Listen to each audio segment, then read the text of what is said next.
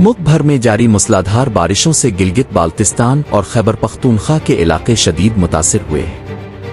तफसीलात के मुताबिक PDMA ने खैबर पख्तूनख्वा में बारिशों से होने वाले जानी व माली नुकसान बारे रिपोर्ट जारी कर दी है, जिसके मुताबिक खैबर पख्तूनख्वा में 1 जुलाई से अब तक बारिशों के दौरान 66 अफराद जाँ बहक हो चुके हैं। तर्जुमान PDMA ने कहा कि बारिश के दौरान मुख्तलिफ वाक़यात में 112 अफराद जख्मी हुए। मजमूई तौर पर 779 घरों को जुज़वी और 217 को मुकम्मल नुकसान पहुंचा। बारिशों के पेश नज़र चित्राल में 30 अगस्त तक इमरजेंसी नाफिज कर दी गई है। उधर गिलगित बाल्तिस्तान में भी बारिश के बाइस सैलाबी सूरत हाल है, जिसकी वजह से मुतअद्दिद देहात का मुल्क भर से ज़मीनी रास्ता मुनक़ते हो चुका है।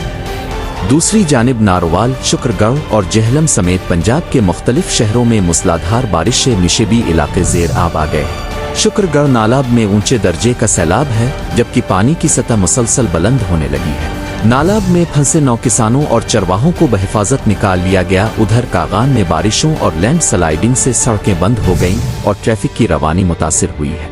गिलगित बाल्तिस्तान के कई इलाकों में सैलाबी रेलों के बाइस शहर से कई देहातों का जमीनी रास्ता मुनक़ते हो गया। अस्तूर में मूसलाधार बारिश के बाइस दर्जनों मकामात को नुकसान पहुंचा है।